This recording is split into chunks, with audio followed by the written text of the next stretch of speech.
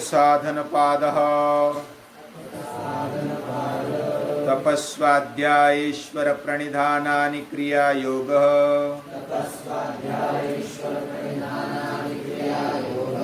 तपस्वाध्यायेश्वर प्रणिधानानि क्रियायोगः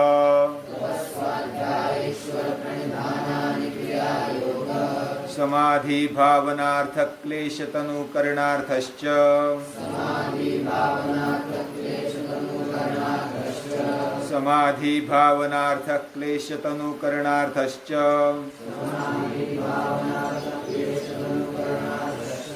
समाधि भावनार्थ क्लेश तनुकरणार्थश्च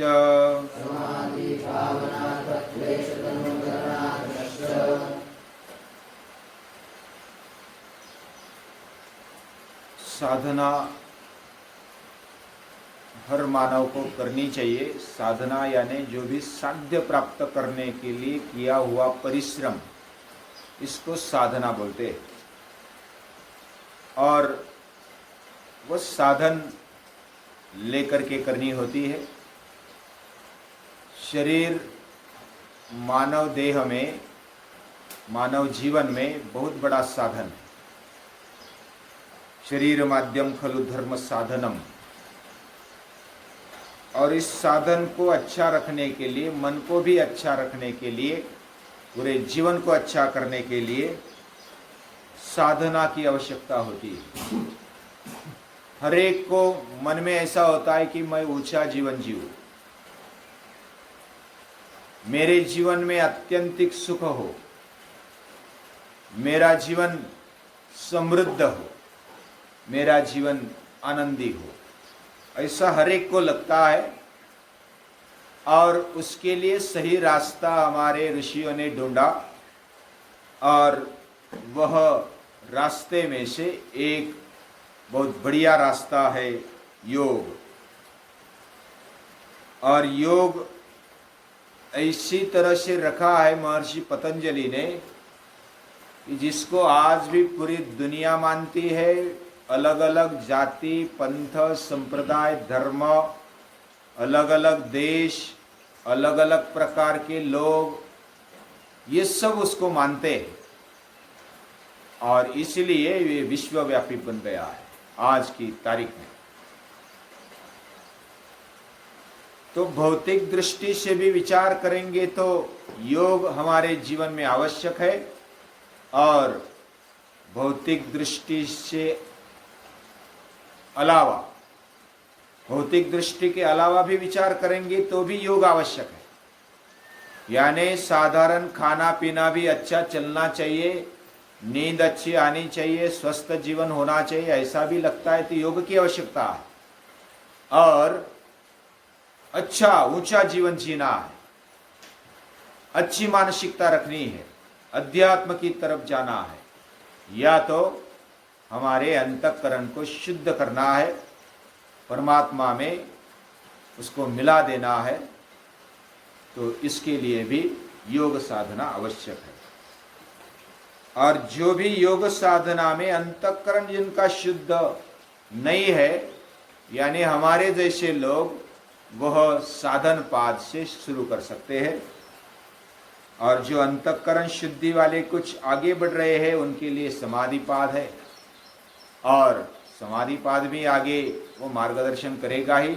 फिर भी साधन पाद ये हमारी वास्तविकता देखते हुए, हम समझो कि विकारों में रहते हैं, अलग अलग कचरे के साथ, मल के साथ, चित्त वृत्तियों के साथ रहते हैं।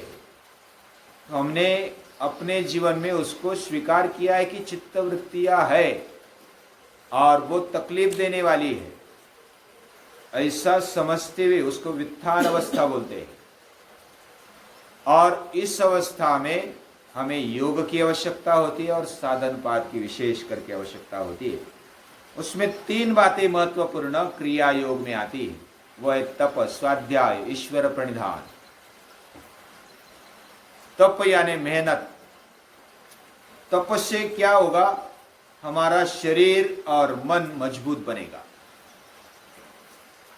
शरीर और मन की मजबूती ये तप से होती है। तपश्चर्या यानी हर रोज की हुई साधना, शरीर मजबूत बनेगा और लचीला भी बनेगा। ये दोनों योग से होता है। और मन भी मजबूत बनेगा और संवेदनशील भी बनेगा, सतत विकास की ओर बढ़ेगा। ये तप से होता है। तो स्वाध्याय क्या करेगा? स्वाध्याय भी चाहिए। पहली बात मेहनत चाहिए। दूसरी बात स्वाध्याय चाहिए। स्वाध्याय यह है बुद्धि का व्यायाम, स्व अध्याय, स्व अध्ययन, ये स्वाध्याय है। और वो बुद्धि को शुद्ध बनाने के लिए स्वाध्याय की आवश्यकता है। अलग अलग जीवन को अच्छा बनाने के लिए जो भी विषय है, उस विषय को अपने जीवन में लाने का प्रयास, समझने का प्रयास, योग्य निर्णय हमारे जीवन में हो, कभी हम भटक न जाए, दिशा योग्य हो, इसे स्थिति को प्राप्त करने के लिए स्वाध्याय की आवश्यकता होती है। हम जो भी कर्म करते, मेहनत करते, वो योग्य दिशा में हो, और इसके लिए स्वाध्याय की आवश्यकता है। और तीसरी बात है ईश्वर भक्ति, ईश्वर प्रणिधान। वह क्यों चाहिए? अगर हम समझ पूर्वक कर्म करते हैं लेकिन अंदर कुछ भाव नहीं है, जो भी हम कर रहे हैं हमारे खुद के प्रति और भगवान के प्रति कुछ भी भाव नहीं है, तो वो शुष्क बन जाएगा। इसलिए ज्ञान के साथ कर्म और उसके दोनों के साथ भाव होना चाहिए, भक्ति होनी चाहिए, और तब जीवन अच्छा बनने का आरंभ होगा। और ये बहुत बढ़िया है। यानी हमारे लिए हम जीवन व्यवहार करते हैं, उसमें हम कोई कभी कभी गलती कर बैठते हैं, कभी कभी हमारे कृति से अच्छा परिणाम नहीं मिलता है, तो हम अस्वस्थ हो जाते हैं।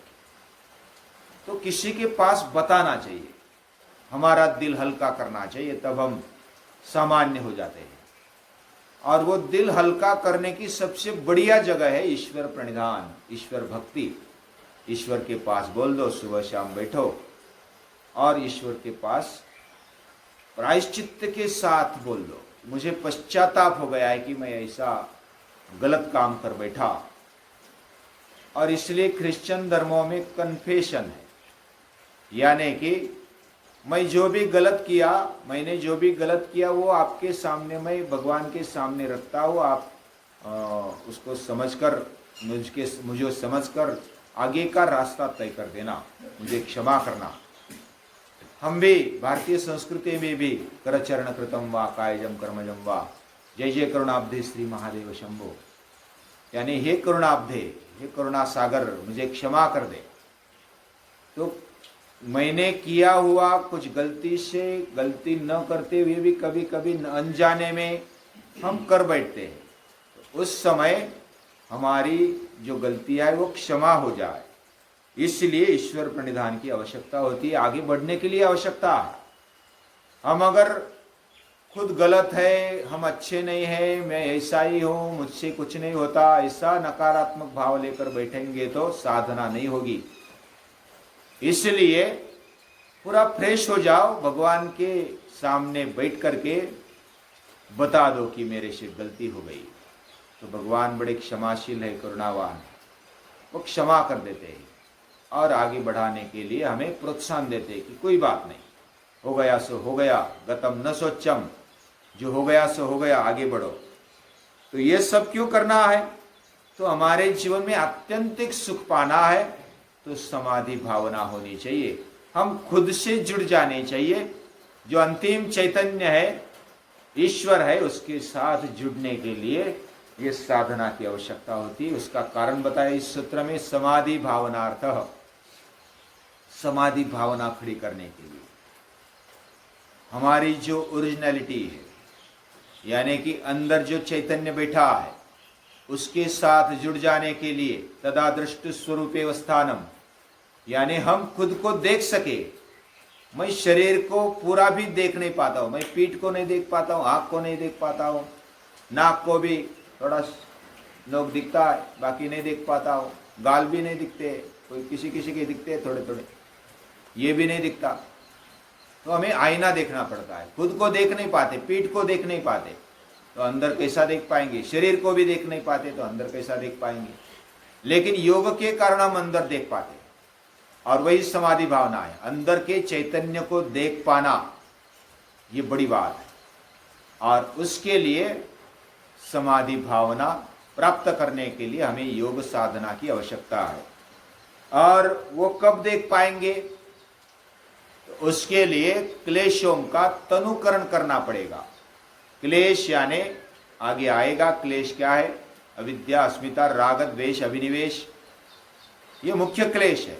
बाकी भी क्लेश या तो विकार है, लेकिन इन क्लेशों का तनुकरण यानी उसका सूक्ष्मकीकरण, उसको सूक्ष्म करना, उसको शिथिल करते करते करते उसको पूरा साइड में कर देना। ऐसा जब होगा तब समाधि भावना अच्छी तरह से होगी। जब तक हम अपने आप को देख नहीं पाते, अपने आप को देखने के लिए आईने की जैसी आवश्यकता होती है, वैसे ही हमारे अंदर की शक्ति को देखने के लिए अंतःकरण की आवश्यकता होती है। पहले पाद में हमने देखा कि ये जो अंतःकरण है वो कैसा है, वह सरोवर जैसा है, वह आईने जैसा है, वह स्फटिक मणि जैसा है। तो अलग अलग उपमाएं हमने देखी। तो वो जितना शुद्ध, आईना जितना शुद्ध है, कचरा नहीं है, उतना ही वह प्रतिबिंब दिखाएगा। और वो प्रतिबिंब जितना स्वच्छ है वैसा दिखेगा, यानी हम खुद अपने आप को देख पाएंगे। खुद अपने आप को देखने के लिए अंतःकरण को स्वच्छ करने की आवश्यकता है। और स्वच्छ करने का मतलब है क्लेश तनुकरणार्थम।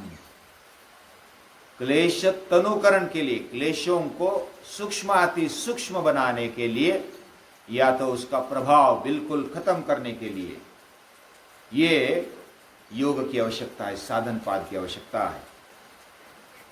यानी जैसा कचरा निकल जाएगा, ये जो योग का अनुष्ठान करेंगे, योगांगानुष्ठान करेंगे, तो धीरे धीरे अशुद्धि क्षय होगा और अंदर प्रकाश फैलेगा।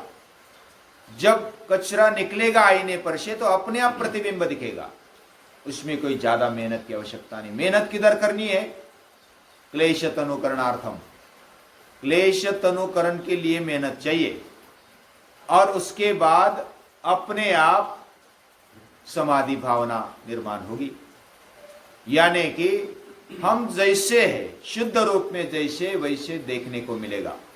और जब वैसे देखने को मिलेगा तो हमारा जीवन व्यवहार बदलेगा, फिर यम नियम अपने आप पालन होगा, फिर हमारा चित्त शुद्ध होते जाएगा। और ये शुद्धिकरण की प्रक्रिया इस क्रिया योग से होगी। और ये जो क्रिया योग है इसलिए हमारे लिए महत्वपूर्ण है। हम सामान्य लोग हैं, हमारा आईना, हमारा स्फटिक मणि वो क्लेशों से भरा हुआ है, कचरे से भरा हुआ है। उस कचरे को हटाने के लिए तप की आवश्यकता है, स्वाध्याय की आवश्यकता है, ईश्वर प्रणिधान की आवश्यकता है। और इसका ये मूल कारण बताया। अभी आगे जो सूत्र है वो कल देखेंगे, क्लेश क्या क्या है।